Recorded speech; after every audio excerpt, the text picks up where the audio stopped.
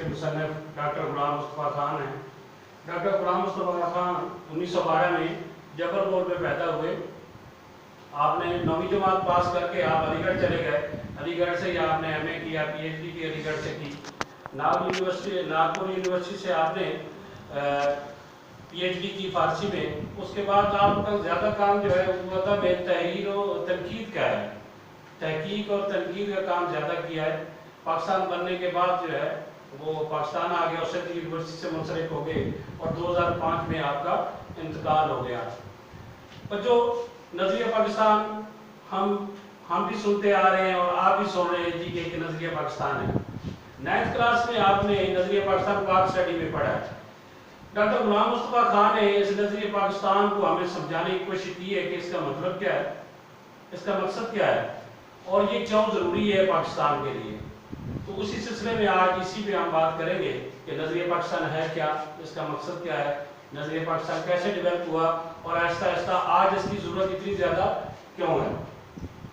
سب سے پہلے ہم بات کرتے ہیں کہ ڈاکٹر غلام مصطفیٰ ہمیں بتاتے ہیں جی کہ اکبر کے دور میں، جلال الدین اکبر مغلیہ دور کا تیسرا بادشاہ، ہمایوں کا بیٹا، اس کے دور میں یہ بچوں آپ کو پتہ ہونا چاہیے کہ اکبر جو ہے 12 یا 14 سال کی عمر میں بادشاہ بن گیا، جس کی وجہ سے اس نے ہندوؤں کو بہت زیادہ رعایتیں دی۔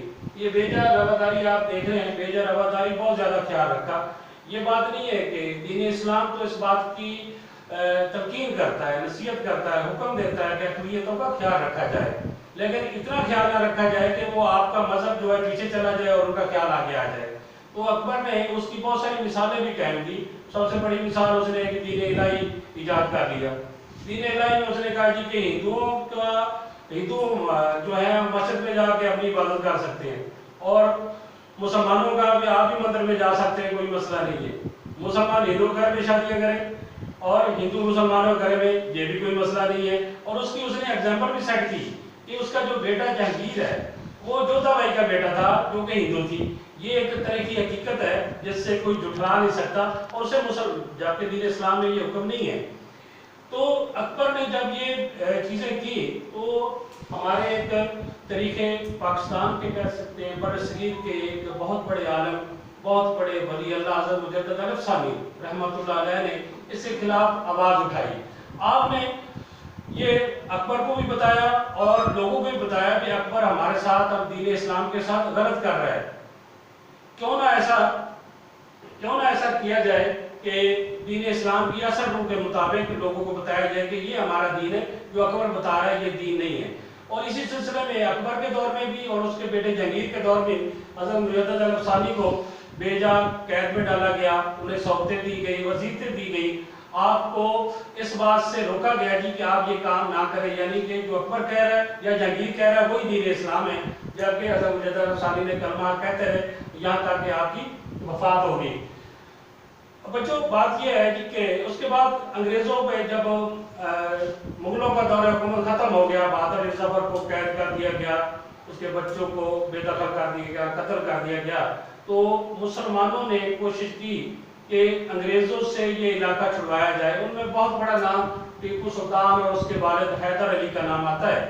حیدر علی کی وفات کے بعد ٹیپو سلطان نے انگریزوں کے خلاف جہاد جاری رکھا تاکہ ہندوستان کو انگریزوں کے تسلط سے آزاد کرایا جائے۔ اس کے لیے ٹیپو سلطان نے کوشش کی کہ جو سردار ہیں، یہاں کے راجہ ہیں، مہاراجہ ہیں، ان سے بھی مدد لی جائے اور فرانس، افغانستان اور ترکی سے بھی مدد لی جائے، لیکن کسی نے بھی ٹیپو سلطان کی مدد نہیں کی۔ اور ٹیپو سلطان اپنوں کی غداری کی وجہ سے، یعنی میر صادق کی غداری کی وجہ سے ٹیپو سلطان کو شہید کر دیا گیا اور انگریزوں کے برصغیر میں تسلط قائم ہونے کی آخری جو رکاوٹ تھی وہ بھی ختم ہوگی اور پورے ہندوستان پر انگریزوں کا قبضہ ہو گیا۔ اس کے بعد مسلمانوں نے ایک اور کوشش کی جسے 1857 کی جنگ آزادی کہتے ہیں۔ انگریز اسے بغاوت یا غدر کا نام دیتے ہیں، لیکن مسلمان اسے 1857 کی جنگ آزادی کہتے ہیں۔ یہ پرانے کے بغیر تھی، اس میں مسلمانوں کے پاس وسائل بھی نہیں تھے، انگریزوں کے پاس وسائل بھی تھے، باقاعدہ ٹرینڈ آرمی تھی، لیکن جس کی وجہ سے مسلمان جو ہے اس جنگ میں کامیاب نہیں ہو سکے اور مسلمان کامیاب تو نہیں ہو سکے۔ اس جنگ میں ہندو بھی مسلمانوں کے ساتھ تھے، لیکن وہ یہ کہہ کر अंग्रेजों के साथ मिल गए कि हमें तो इस बात पे राजी मुसलमानों ने किया था, जिसकी वजह से मुसलमान अंग्रेजों के ज़ेर ताब आए।